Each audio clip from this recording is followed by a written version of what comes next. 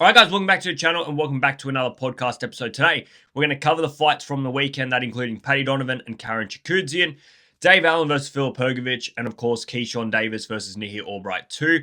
We're also going to preview next weekend's massive weekend of boxing, which is just that stacked card from Egypt. Rico Verhoeven versus Alexander Usyk. We've got Hamza Shiraz, we've got Jack Catterall. Plenty of names on that card. We're going to talk about that, and we're also going to do my moment of the week. What has caught my eye in the world of combat sports this week? But if you all could first, head down the bottom there, like the video, subscribe to the channel, and please do at the very end, leave all your thoughts in the comments below. Let's start with Paddy Donovan and Karen Chikudzian. Of course, the victor of this fight, which was Paddy Donovan by majority decision, will be taking on the winner of Liam Paro and Lewis Crocker for that IBF welterweight title. Now, Liam Paro and Lewis Crocker, their fight actually did get announced last week. It's going to take place June 24th in Brisbane. And for me, I did say when that fight got announced that I thought Lewis Crocker should be rightfully the favorite in that fight. I think Liam Paro is the better technical boxer, but Liam Paro has not yet adjusted to welterweight. And that's really the big talking point in that fight. If Liam Paro can't adjust to this new weight, he will definitely lose because he just fought David Poppo. David Poppo is not a big puncher, and he had Liam Paro hurt multiple times. The eye was swollen. It wasn't a great look because David Poppo should have honestly been quite an easy night, in my opinion, for Liam Paro. It wasn't. It was actually a very, very difficult night for Liam Paro, and he was lucky in the end to even get the victory. So, in terms of this fight, Paddy Donovan beats Karen Chikudzian 115, 111, 113, 113, 114, 112. Chikudzian dropped in the 6th and the 8th round.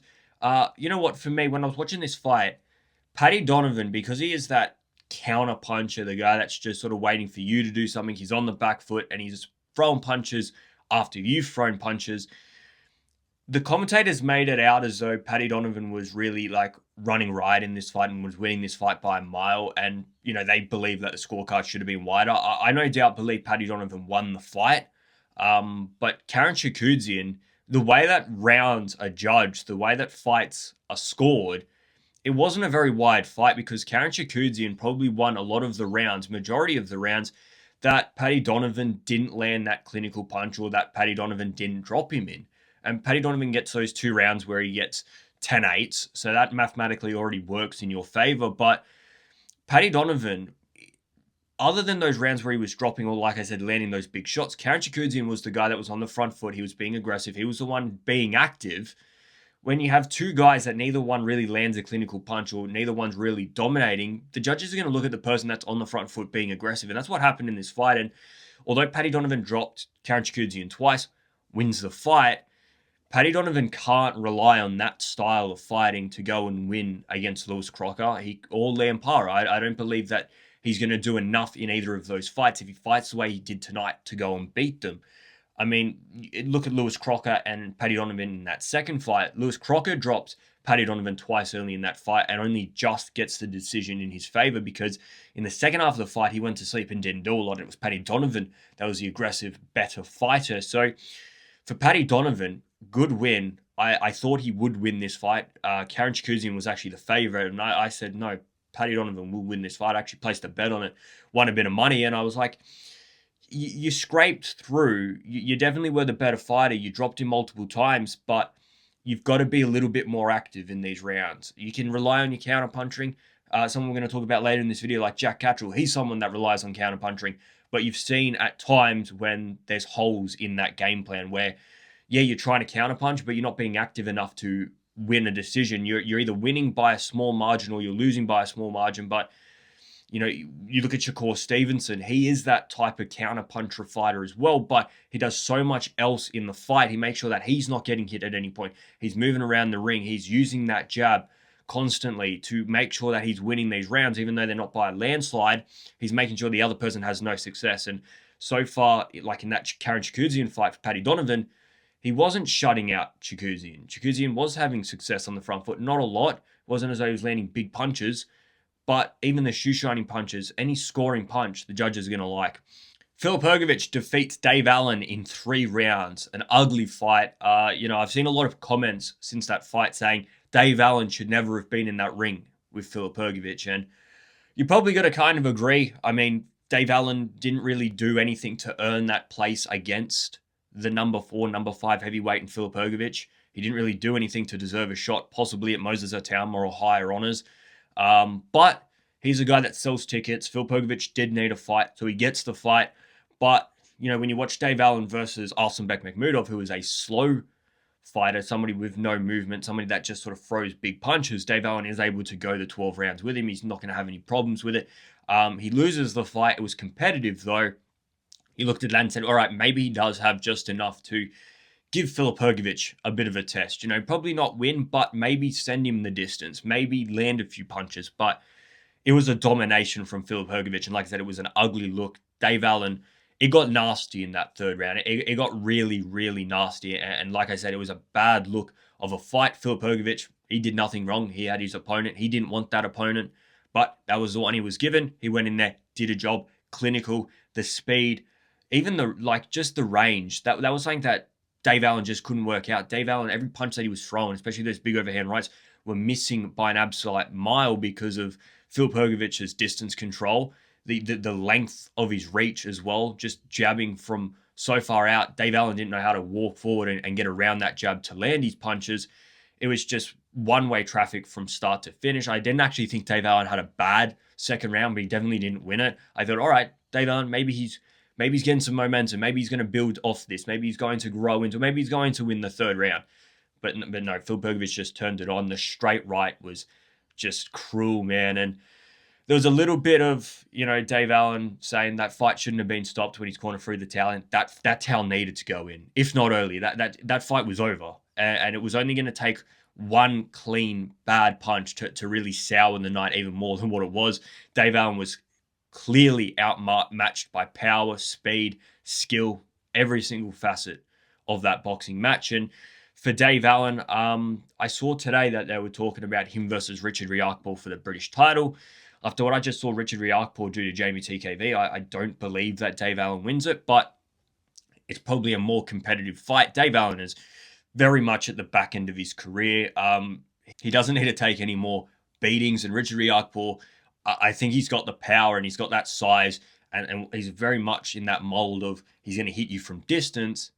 It could be another very one-sided affair. For Filip Hrgovic, there is only one name, and that's Moses Itauma. That fight there is the clear fight to make. It's one that'll really show us whether Filip Hrgovic does deserve that world title shot or whether Moses Itauma is really ready. I think it's the perfect fight because we've got questions on both. If we talk about Filip Hrgovic first, I think we all have questions whether Filip Hrgovic is a title-winning fighter. And why I say that is because we know what level he can beat. He can beat anybody up until the top 10. He can probably beat 10 to 8.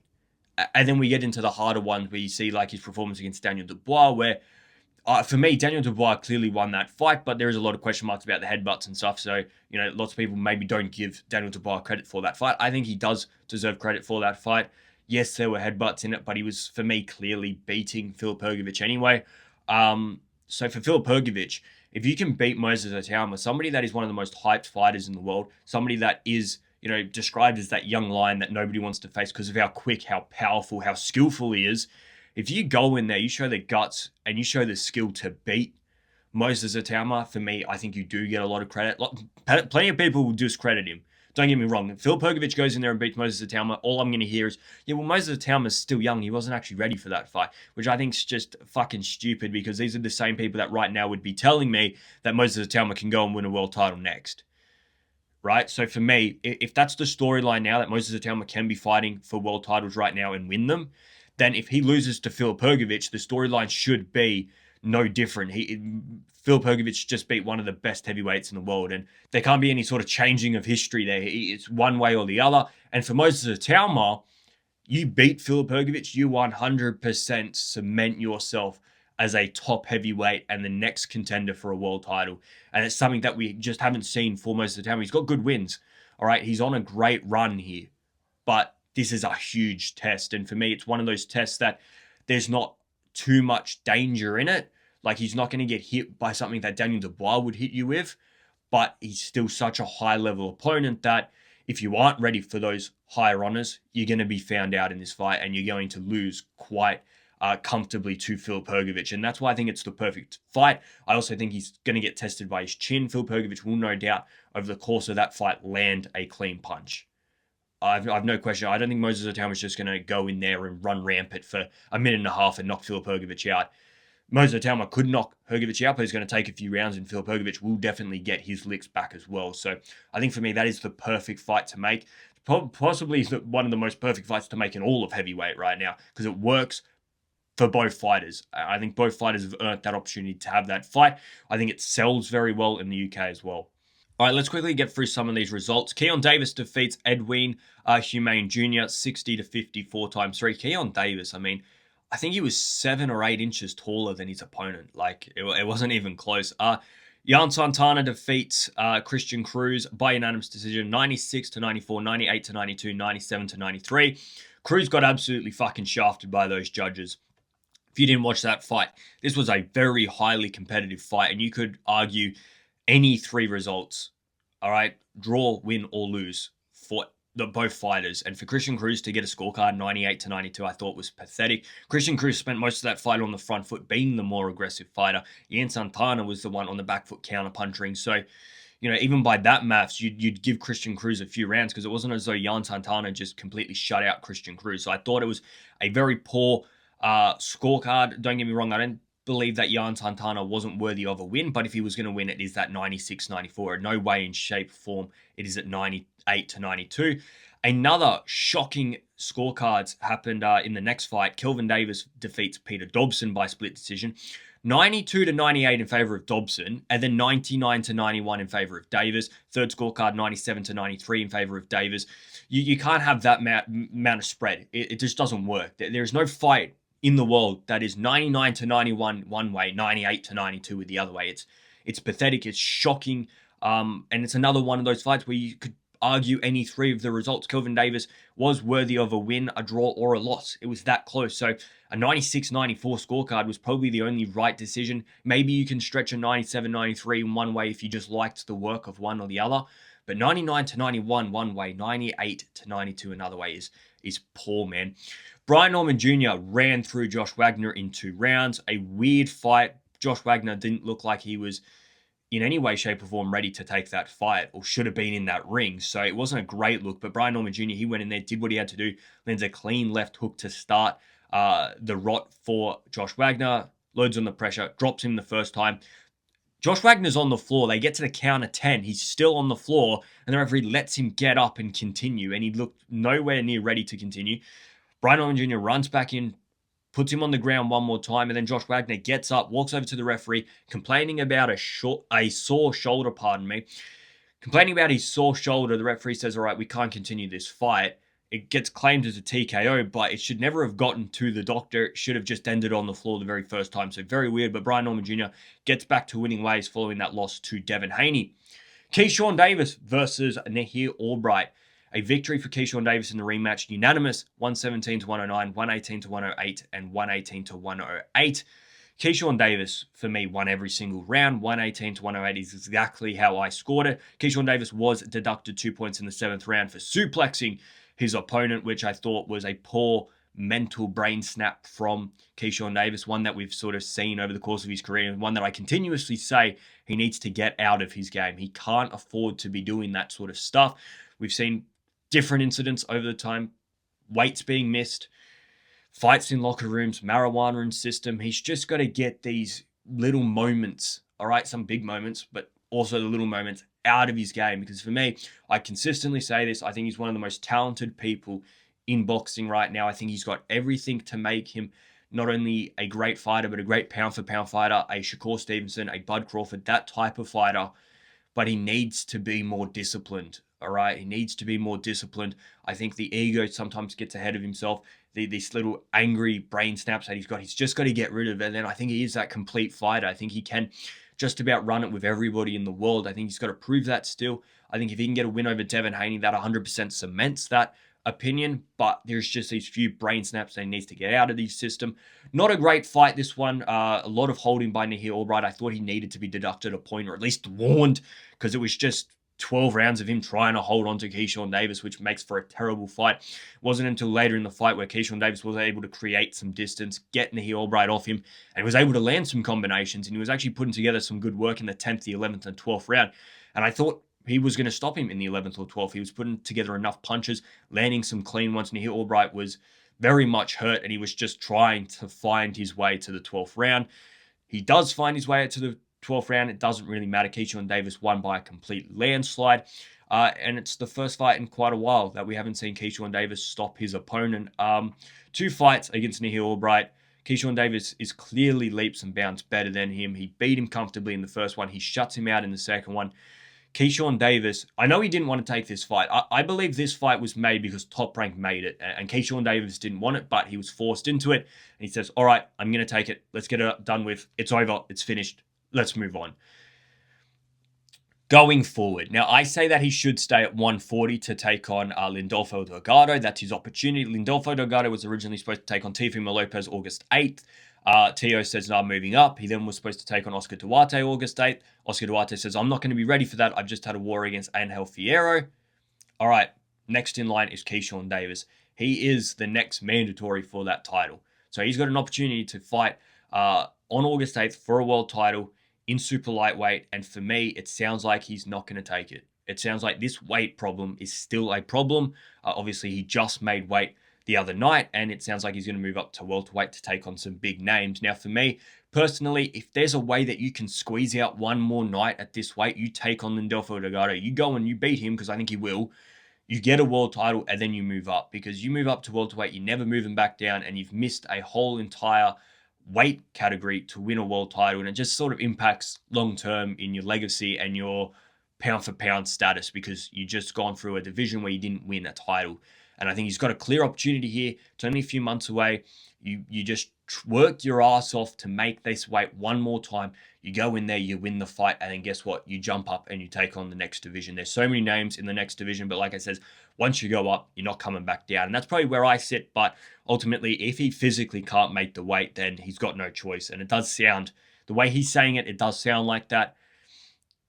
Yeah, it could be he can't physically make it, or it can be he just doesn't want to make it. And that's another one of these mentality, discipline things where I think, somebody that is really just narrowed in on what he wants to create and do will have the discipline to force himself one more time. But we'll have to wait and see. All right, let's get into the news. Hrgovic and Itauma is actually in the works for August. I'm here in July, August, September, these type of months. In the UK, and for me, like I said earlier, it is the only fight to make. Naoya Inoue versus Bam Rodriguez could take place as early as the end of this year. That is mad. I want to see this fight. I keep saying it. Bam Rodriguez obviously has that fight he's got to take in a couple of weeks against Vargas.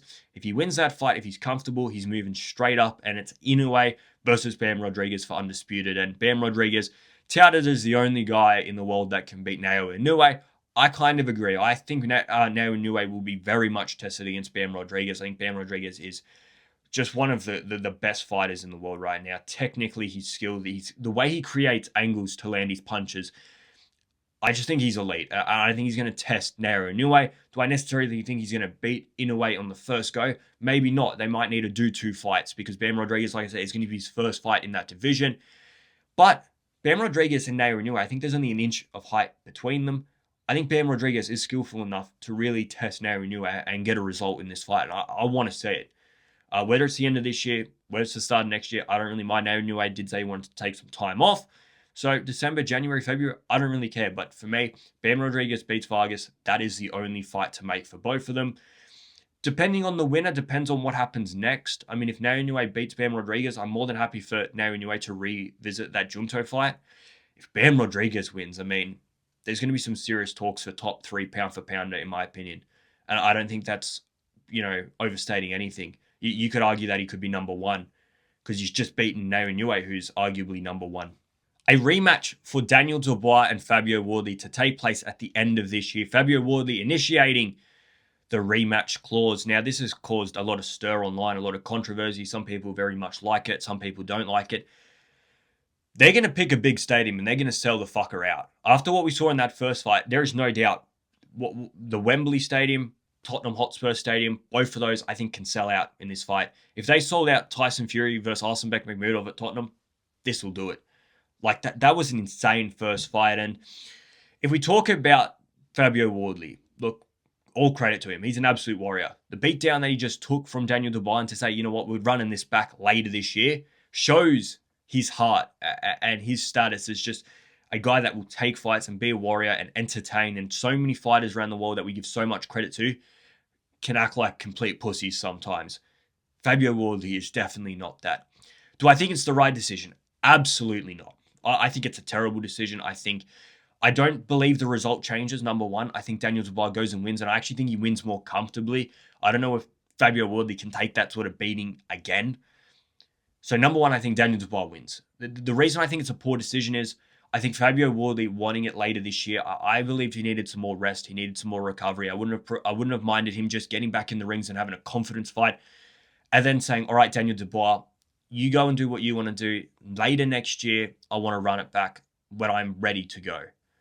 That's what I would have preferred to see. I don't know whether he'll be physically or mentally ready for this fight. I don't believe he wins it.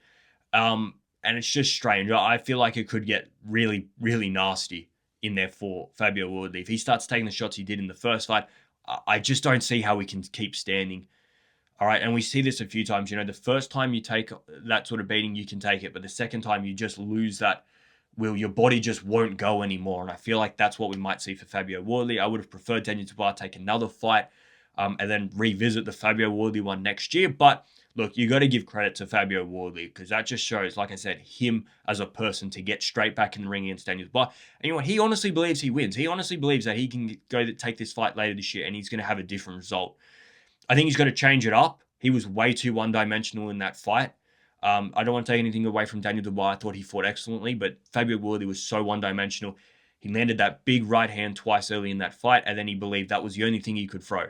And that's all he did for the rest of the fight was throw that right hand, missed by an absolute mile because Daniel Dubois would just step back and then counter. He needs to change it up. He needs to box Daniel Dubois. You can use that big right hand, but can't be the only thing you use. All right, guys, it is time for moments of the week. And we got a few moments from different combat sports that we're going to talk about. Let's start with that Netflix event by Jake Paul. What a shit heap of an event, number one. Look, so many legends on show, but that whole main card, not one competitive fight, most of them ending in the first round. People in there like Junior Dos Santos that really shouldn't be in there. The guy that took on Francis Ngannou, I mean, he's taken on that monster Francis Ngannou. Francis Ngannou getting paid $1.5 million to knock him out in the very first round, and his opponent got $100,000. Absolute mess. And another Jake Paul special. But the main event, Ronda Rousey submits Gina Carano in 17 seconds. Gina Carano hasn't fought since 2009. It was easy work for Ronda Rousey. She submits her quick. And Ronda Rousey got paid $2.2 million and Gina Carano $1.05 million for that just awful 17-second hype fest that really amounted to nothing. Look, I'm a big fan of Gina Carano. I was hoping she'd win. She got absolutely demolished, but was there really ever going to be any other result when the person hasn't fought since 2009? Mike Perry and Nate Diaz actually put on a very entertaining fight. Nate Diaz looked gassed after 2 minutes, but, you know, everybody loves a fight that is a crimson mess, and that is what this fight was. Mike Perry piecing up Nate Diaz finishing the fight, retiring in his corner after the second round, a bloodied mess. Clarissa Shields at the after party of the Netflix event, going and slapping up Alicia Baumgardner.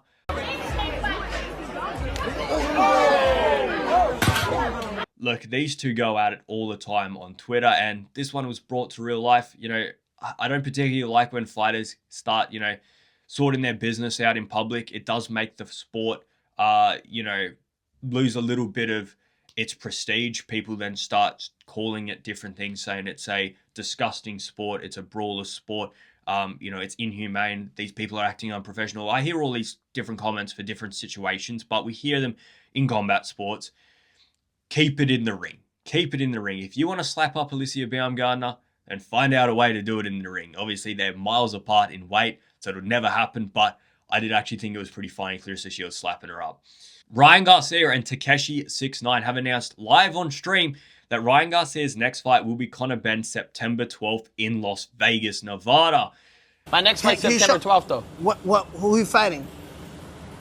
I can't announce it yet, right but now. there are some people from the UK that they need an ass whooping. September 12th. Oh, actually, you just talked about the UK? The guy I might fight next is from the UK. Yo, so 21, walk out your home country. I'll walk out my home country and fucking we'll run that shit. Yeah, we should do that. It's going to be in Vegas. Oh, in Vegas? T-Mobile. I bet. Let's go. I have all the Mexicans pop out September 12th, 3 days before Mexican Independence Day. You hear that? 15th. Connor Bum? Yeah. My guy's going to walk me out. Go get a goofy from England to walk you out. Yeah. For me, it is the fight to make. I think it's a great fight. I think Ryan Garcia wins it. I do. I think Ryan Garcia should be the favorite. I think Ryan Garcia is just a much better boxer. But Conor Benn, I mean, he's chaotic, he's explosive, and it will be a very, very entertaining fight. And you can never guarantee that Ryan Garcia is actually going to turn up for a fight. We've seen, the Rolly Romero fight followed by the Mario Barrios fight, one after the other, but just two completely different performances and two completely different Ryan Garcias. And the big one, during the Francis Ngannou walkout, Dana White, being the guy that he is, announces Conor McGregor's return. He's going to take on Max Holloway in a rematch July 11th at the T-Mobile Arena. And if you guys are like me, I'm just a massive Conor McGregor fan. I always have been. I grew up watching his fights. I absolutely love the guy. If he actually gets in this ring and takes on Max Holloway, because we know how many times he cancelled that fight with Michael Chandler, if he actually gets in this ring and gets ready, I'm going to be so hyped for this fight. This is a boxing channel, but we might be doing some UFC live stream for that fight because honestly, it's got me hyped. I love Max Holloway as well. I was rooting for Max Holloway against Ilia Topuria, and he got absolutely slept. But Conor McGregor's return, I mean, who isn't hyped by the Mac? All right, let's do a look ahead for this weekend's action. Of course, Alexander Usyk versus Rico Verhoeven. We're not going to actually talk about that fight in this. If you want to talk about Alexander Usyk and Rico Verhoeven, I'll link it up here, and I'll probably link it in the description, wherever's easiest for you guys to click it. It is my full breakdown, preview, prediction with film study. Everything you basically need to know ahead of that fight is in that video, so we're not going to talk about it much. But in terms of this fight, I do believe that we should talk about one aspect that I didn't actually talk about in that preview, and it's what if Rico Verhoeven wins this fight? What if Alexander Usyk wins this fight? What does it mean for both guys? I feel like if Alexander Usyk wins this fight, he's going to be totally discredited. You're just going to hear, well, he was a kickboxer. What other result was there going to be? He's a kickboxer. You were supposed to win. For Rico Verhoeven, he's got absolutely nothing to lose. Like, this guy's going to come in here and could possibly be the only guy to beat Alexander Usyk, become the heavyweight champion of the world. That is unbelievable to happen in your second boxing fight. And lots of people will discredit Alexander Usyk. Rico Verhoeven, I'm already hearing the WBA has no interest. Even if Rico Verhoeven wins that fight, Rico Verhoeven will get no credit from the WBA. And I think that's a piss poor thing from the WBA. So what? Rico Verhoeven is a kickboxer. I know lots of people don't like the fact that he's in this fight, but he is in this fight, all right? Whether we like it or we don't, he's in this fight. If he can beat Alexander Usyk, somebody that lots of people aren't giving him any chance in, all right? Alexander Usyk, the greatest heavyweight that I've ever seen, all right, in my life, the number one pound for pounder, possibly the greatest fighter alive right now. If Rico Verhoeven goes in there and is the first person to beat this guy and become a heavyweight world champion, why does he not deserve the credit or the recognition by the WBA, by any of these organizations? He's just beaten the best fighter you have. He should get the recognition. So what, he doesn't have all the fights before it. He's just beaten a guy nobody else could. I think he deserves that recognition. If he's able to do it, I think discrediting him is piss poor. He's either up against it. Alexander Usyk is just, like I said, one of the great fighters, and he's a boxer, and Rico Verhoeven's a kickboxer, so it is difficult. But for me, Alexander Usyk, he's not going to get a lot of credit.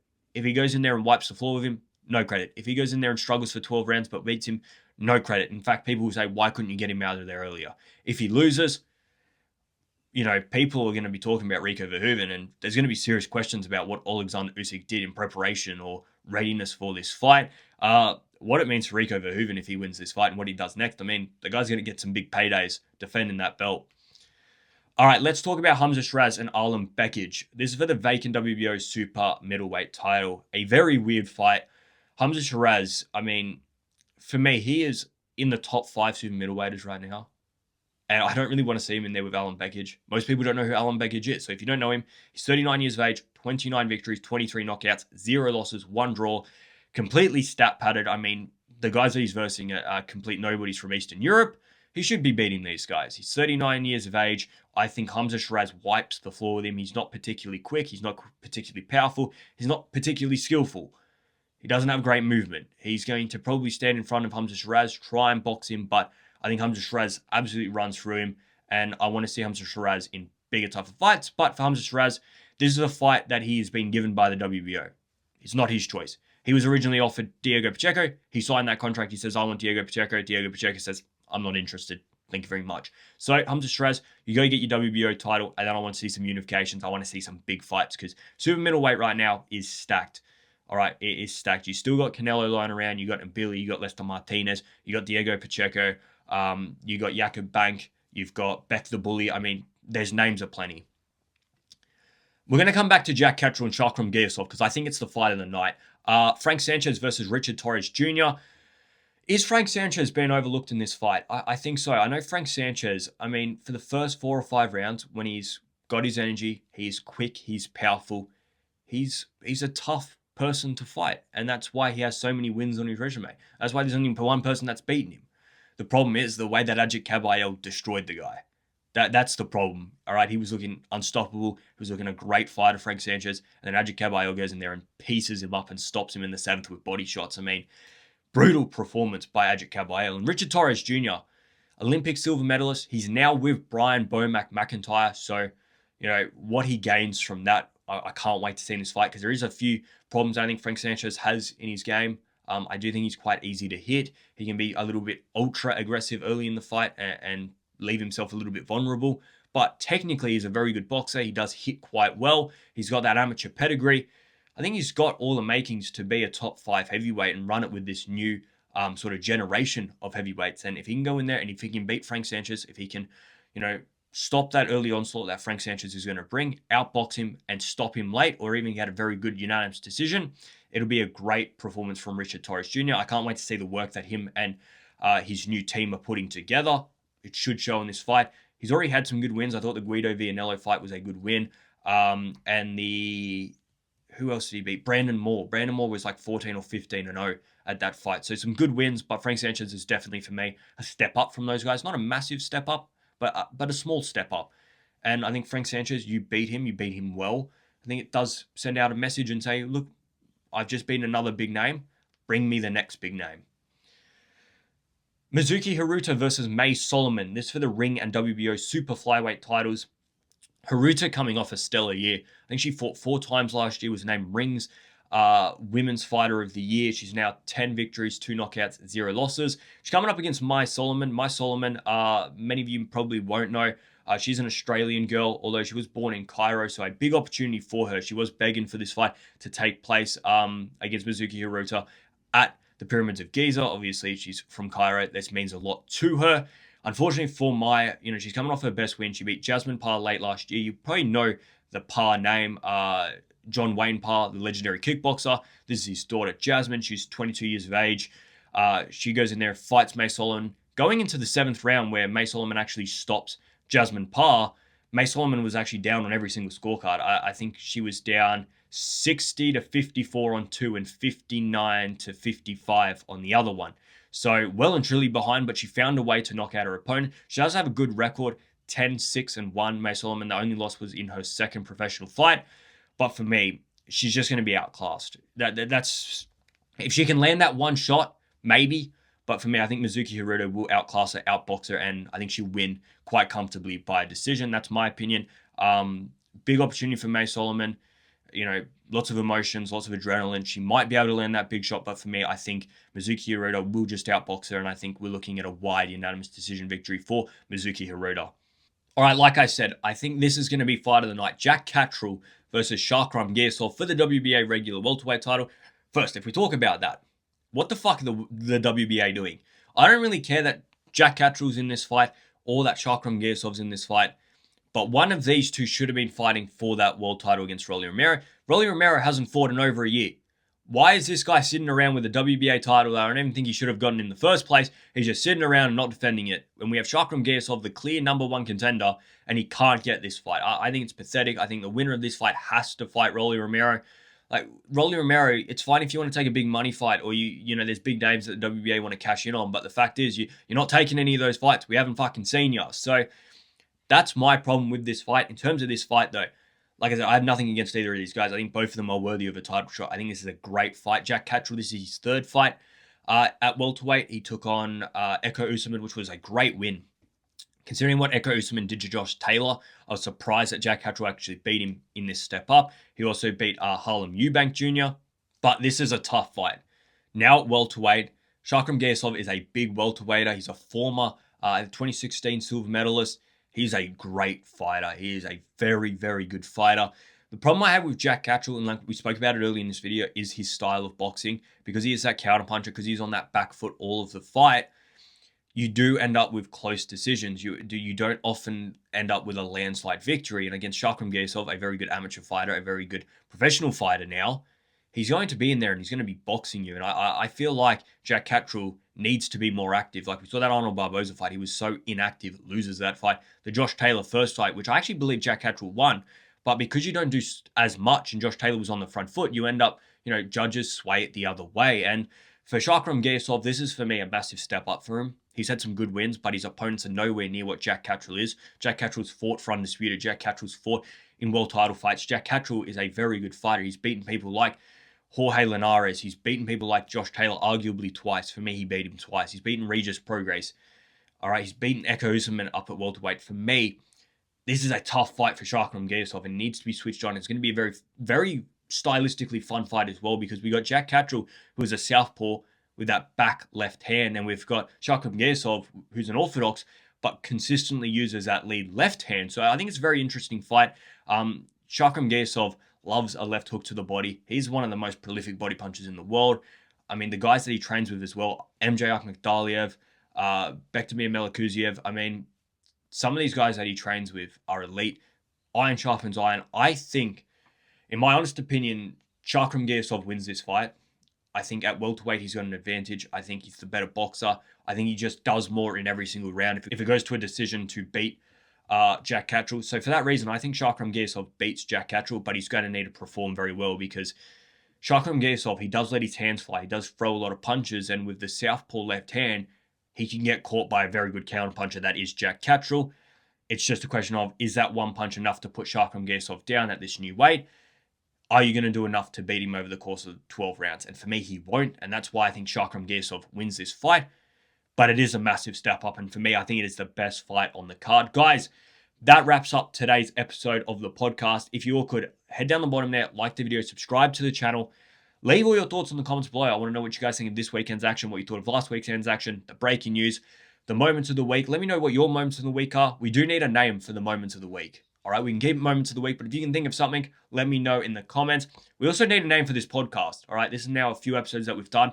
We need a name for the podcast, so please do let me know. If you haven't already, please do go and check out that Alexander Usyk Rico Verhoeven preview. I will leave it linked somewhere on the video and probably down in the description or comments. So go check that out. Like, subscribe. I'm out of here, guys. See ya.